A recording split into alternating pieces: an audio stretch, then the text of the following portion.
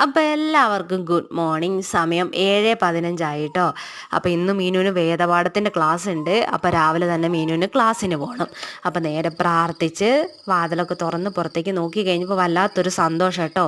ഒത്തിരി നാളുകൾക്ക് ശേഷം ഇന്നൊന്ന് സൂര്യനെ കാണാൻ പറ്റി. ഇത്രയും ദിവസം ഭയങ്കര മഴയല്ലായിരുന്നോ?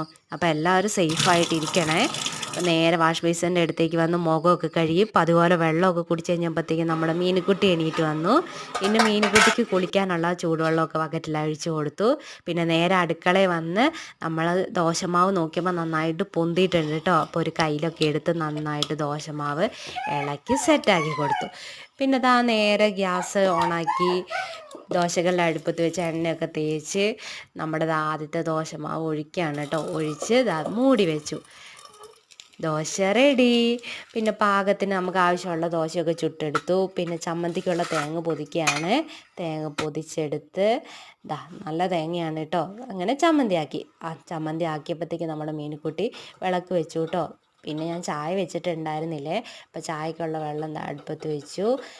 ചായേൻ്റെ കൂടെ ചായ ആക്കുന്നതിൻ്റെ കൂടെ ഒരു കഷ്ണം ഇഞ്ചി ഇട്ടു കേട്ടോ. ഇഞ്ചി ചായ ആക്കാമെന്ന് വെച്ചു. എല്ലാവർക്കും ഇവിടെ ഭയങ്കര ഇഷ്ടമാണ്. അതിൻ്റെ ഒപ്പം തന്നെ ഇന്നലെ ഉണ്ടാക്കിയ സാമ്പാർ ഉണ്ടായിരുന്നു. സാമ്പാർ ചൂടാക്കി. അപ്പോൾ നമ്മുടെ മീനുകുട്ടി ഒരുങ്ങി സുന്ദരി കുട്ടിയായിട്ട് വന്നിട്ടുണ്ട്. മീനിതാ ദോശയും സാമ്പാറും ചമ്മന്തിയും കൂടെ കഴിച്ചുകൊണ്ടിരിക്കുകയാണ് കേട്ടോ. കഷിക്ക് ഇഷ്ടപ്പെട്ടോ എന്തോ? ഇഷ്ടപ്പെട്ടു കേട്ടോ. അപ്പോഴത്തേക്ക് ഏട്ടന് ഒരുങ്ങി വന്നു. രണ്ടുപേരും ഭക്ഷണമൊക്കെ കഴിച്ചതാ പോവാണ് കേട്ടോ. ഏട്ടന് +1 ക്ലാസ് ഉണ്ട്. മീനുകുട്ടിക്ക് വേദപാഠത്തിൻ്റെ ക്ലാസ്. അപ്പോൾ രണ്ടുപേർക്ക് ടാറ്റാ. അതിന് ശേഷം നമ്മുടെ ടെറസിൻ്റെ അടുത്ത് ഒരു ചെടി ഞാൻ കാണിച്ചു തരാണ് കേട്ടോ. അല്ലിത്താമര എന്നാണ് ഇതിൽ പറയുക. നിങ്ങളുടെ നാട്ടിലൊക്കെ എന്താ പേര് പറയാമെന്ന് പറയണം കേട്ടോ. എനിക്കിത് ഭയങ്കര ഇഷ്ടമാണ്. നമ്മുടെ ടെറസിലുണ്ട്. പിന്നെ ഇതാണ് നമ്മുടെ മാവ് കേട്ടോ. ഇപ്രാവശ്യം മാവ് നിറച്ചും നല്ലോണം മാങ്ങ ഉണ്ടായിട്ടുണ്ട്.